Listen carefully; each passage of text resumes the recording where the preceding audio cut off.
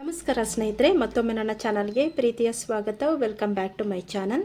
Haradanahalli Doddegowda Devegowda D Devegowda ಅವರು ಭಾರತದ 11ನೇ ಪ್ರಧಾನಮಂತ್ರಿ ಮತ್ತು ಕರ್ನಾಟಕದ ಮಾಜಿ ಮುಖ್ಯಮಂತ್ರಿ.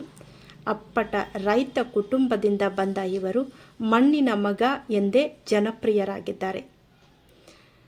18ನೇ ಮೇ 1933 ಹಾಸನ ಜಿಲ್ಲೆಯ ಹೊಳೆ ನರಸೀಪುರ ತಾಲೂಕಿನ ಹರದನಹಳ್ಳಿ ಗ್ರಾಮದಲ್ಲಿ ಇವರು ಜನಿಸ್ತಾರೆ. ಸಿವಿಲ್ ಇಂಜಿನಿಯರಿಂಗ್ನಲ್ಲಿ ಡಿಪ್ಲೊಮಾ ಮಾಡಿದ್ದಾರೆ. 1953ರಲ್ಲಿ ಸಕ್ರಿಯ ರಾಜಕೀಯಕ್ಕೆ ಇವರು ಪ್ರವೇಶ ಮಾಡ್ತಾರೆ.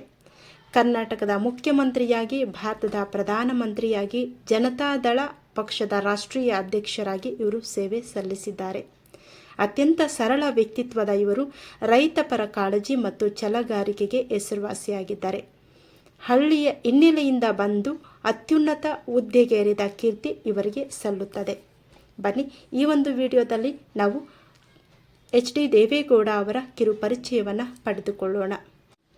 ಸನ್ಮಾನ್ಯ ಶ್ರೀ ಡಿ ದೇವೇಗೌಡರು ಕರ್ನಾಟಕದ ಹಾಸನ ಜಿಲ್ಲೆಯ ಹರದನಹಳ್ಳಿಯಲ್ಲಿ ಒಂದು ಗೌರವಾನ್ವಿತ ರೈತ ಕುಟುಂಬದಲ್ಲಿ ಶ್ರೀ ದೊಡ್ಡೇಗೌಡರು ಮತ್ತು ಶ್ರೀಮತಿ ದೇವಮ್ಮ ದಂಪತಿಗಳ ಹೆಮ್ಮೆಯ ಪುತ್ರರಾಗಿ 1933 ಮೇ 18ರಂದು ಜನಿಸಿದರು. ಸನ್ಮಾನ್ಯ ಶ್ರೀ ಡಿ ದೇವೇಗೌಡರು ಭಾರತದ ಧೀಮಂತ ನಾಯಕರಲ್ಲಿ ಒಬ್ಬರು. ಇವರು ಬಾಲ್ಯದಲ್ಲಿಯೇ ಕಠಿಣ ಪರಿಶ್ರಮ, ನಿಷ್ಠೆ ಮತ್ತು ಜನಸೇವೆಯ ಮೌಲ್ಯಗಳನ್ನು ಅಳವಡಿಸಿಕೊಂಡವರು. ಗ್ರಾಮೀಣ ಜೀವನದ ಸವಾಲುಗಳನ್ನು ನೇರವಾಗಿ ಅನುಭವಿಸಿದ ಕಾರಣ ರೈತರ ಸಮಸ್ಯೆಗಳ ಬಗ್ಗೆ ಅವರಿಗೆ ಆಳವಾದ ಅರಿವು ಬೆಳೆಯಿತು. ಈ ಹಿನ್ನೆಲೆ ಅವರ ಮುಂದಿನ ರಾಜಕೀಯ ಜೀವನಕ್ಕೆ ಬಲವಾದ ಆಧಾರವಾಯಿತು. ಜನರೊಂದಿಗೆ ಬೆರೆಯುವ ಅವರ ಸರಳ ಸ್ವಭಾವ ಮತ್ತು ರೈತರ ಬಗ್ಗೆ ಅವರಿಗೆ ಇದ್ದ ವಿಶೇಷ ಕಾಳಜಿಯು ಅವರಿಗೆ ಮಣ್ಣಿನ ಮಗ ಎಂಬ ಜನಪ್ರಿಯತೆಯ ಬಿರುದನ್ನು ಕೂಡ ತಂದುಕೊಟ್ಟಿತು. 1962ರಿಂದ 1989ರವರೆಗೆ ಅವರು ಹಾಸನದ ಹೊಳೆ ನರಸೀಪುರ ಕ್ಷೇತ್ರದಿಂದ ಸತತವಾಗಿ 6 ಬಾರಿ ಶಾಸಕರಾಗಿ ಆಯ್ಕೆಯಾಗಿದ್ದು, ಜನರ ವಿಶ್ವಾಸವನ್ನು ನಿರಂತರವಾಗಿ ಗಳಿಸಿದ ಹೆಮ್ಮೆಗೆ ಪಾತ್ರರಾದವರು. ಈ ಅವಧಿಯಲ್ಲಿ ಅವರು ಸದಾ ಜನಪರ ನಿಲುವುಗಳನ್ನು ಅನುಸರಿಸಿ ರೈತರ ಮತ್ತು ಬಡವರ ಪರವಾಗಿ ಧ್ವನಿ ಎತ್ತಿದರು.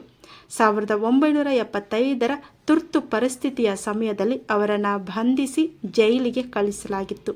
ಆದಾಗ್ಯೂ ತಮ್ಮ ತತ್ವಗಳನ್ನು ಬಿಟ್ಟು ಬಿಡದ ಜನಸೇವೆಯ ಮಾರ್ಗವನ್ನು ಅವರು ಮುಂದುವರಿಸ್ತಾರೆ. 1983ರಿಂದ 1988ರವರೆಗೆ ರಾಮಕೃಷ್ಣ ಹೆಗಡೆ ನೇತೃತ್ವದ ಸರ್ಕಾರದಲ್ಲಿ ವಿವಿಧ ಇಲಾಖೆಗಳ ಸಚಿವರಾಗಿ ಕೂಡ ಸೇವೆ ಸಲ್ಲಿಸಿದ ಅವರು ಆಡಳಿತದಲ್ಲಿ ಅಪಾರ ಅನುಭವವನ್ನು ಪಡೆದವರು. ಈ ಅನುಭವವೇ ಅವರಿಗೆ ಮುಂದಿನ ಉನ್ನತ ಹುದ್ದೆಗಳಿಗೆ ಏರಲು ಕೂಡ ಸಹಾಯಕ ಆಯಿತು. 1994ರಲ್ಲಿ ಜನತಾದಳದ ನೇತೃತ್ವದಲ್ಲಿ ನಡೆದಂತಹ ವಿಧಾನಸಭಾ ಚುನಾವಣೆಯಲ್ಲಿ ಜಯ ಗಳಿಸಿ ಕರ್ನಾಟಕದ 14ನೇ ಮುಖ್ಯಮಂತ್ರಿಯಾಗಿ ಇವರು ಅಧಿಕಾರ ಸ್ವೀಕರಿಸ್ತಾರೆ. ಮುಖ್ಯಮಂತ್ರಿಯಾಗಿ ಅವರು ರೈತರ ಸಮಸ್ಯೆಗಳ ಪರಿಹಾರ, ನೀರಾವರಿ ಯೋಜನೆಗಳ ವಿಸ್ತರಣೆ, ಗ್ರಾಮೀಣ ಅಭಿವೃದ್ಧಿ ಹಾಗೂ ಹಿಂದುಳಿದ ವರ್ಗಗಳ ಕಲ್ಯಾಣಕ್ಕೆ ಹೆಚ್ಚಿನ ಆದ್ಯತೆಯನ್ನು ನೀಡ್ತಾರೆ. ಅವರ ಆಡಳಿತ ಶೈಲಿ ಸರಳ, ಜನಪರ ಮತ್ತು ಅಭಿವೃದ್ಧಿಮುಖಿಯಾಗಿ ಇತ್ತು. ಈ ಸಾಧನೆಗಳು ಅವರಿಗೆ ರಾಷ್ಟ್ರೀಯ ಮಟ್ಟದಲ್ಲಿ ಗುರುತಿಸುವಂತೆ ಆಯಿತು. 1996ರಲ್ಲಿ ದೇಶದಲ್ಲಿ ನಡೆದಂತಹ ಸಾರ್ವತ್ರಿಕ ಚುನಾವಣೆಯ ನಂತರ ಸಂಯುಕ್ತ ರಂಗ ಸರ್ಕಾರ ರಚನೆಯಾಗಿ ದೇವೇಗೌಡರು ಅದರ ನಾಯಕರಾಗಿ ಭಾರತದ 11ನೇ ಪ್ರಧಾನಮಂತ್ರಿಯಾಗಿ ಅಧಿಕಾರ ಸ್ವೀಕರಿಸಿದರು. 1ನೇ ಜೂನ್ 1996ರಿಂದ 11 ಏಪ್ರಿಲ್ 1997ರವರೆಗೆ ಅವರು ಪ್ರಧಾನಮಂತ್ರಿಯಾಗಿ ಸೇವೆಯನ್ನು ಸಲ್ಲಿಸಿದರು. ಪ್ರಧಾನಿಯಾಗಿದ್ದಂತಹ ಅವಧಿಯಲ್ಲಿ ಕೃಷಿ, ಗ್ರಾಮೀಣ ಅಭಿವೃದ್ಧಿ, ಆರ್ಥಿಕ ಸಮತೋಲನ ಮತ್ತು ಸಾಮಾಜಿಕ ನ್ಯಾಯಕ್ಕೆ ವಿಶೇಷ ಒತ್ತು ನೀಡಿದರು. ಪ್ರಧಾನಿ ಹುದ್ದೆಯಿಂದ ನಿವೃತ್ತಿಯಾದ ನಂತರವೂ ಅವರು ರಾಜಕೀಯದಲ್ಲಿ ಸಕ್ರಿಯರಾಗಿ ಇದ್ದರು. ಹಾಸನ ಲೋಕಸಭಾ ಕ್ಷೇತ್ರದಿಂದ ಹಲವು ಬಾರಿ ಸಂಸದರಾಗಿ ಕೂಡ ಇದ್ದರು. 2004, 2006 ಮತ್ತು 2014ರಲ್ಲಿ ಲೋಕಸಭೆಗೆ ಆಯ್ಕೆಯಾಗಿ ಜನರ ವಿಶ್ವಾಸವನ್ನು ಮತ್ತೊಮ್ಮೆ ಸಾಬೀತುಪಡಿಸಿದರು. ಅವರು ಜನತಾದಳ ಪಕ್ಷದ ರಾಷ್ಟ್ರೀಯ ಅಧ್ಯಕ್ಷರಾಗಿ ಪಕ್ಷವನ್ನು ಮುನ್ನಡೆಸುತ್ತಿದ್ದಾರೆ.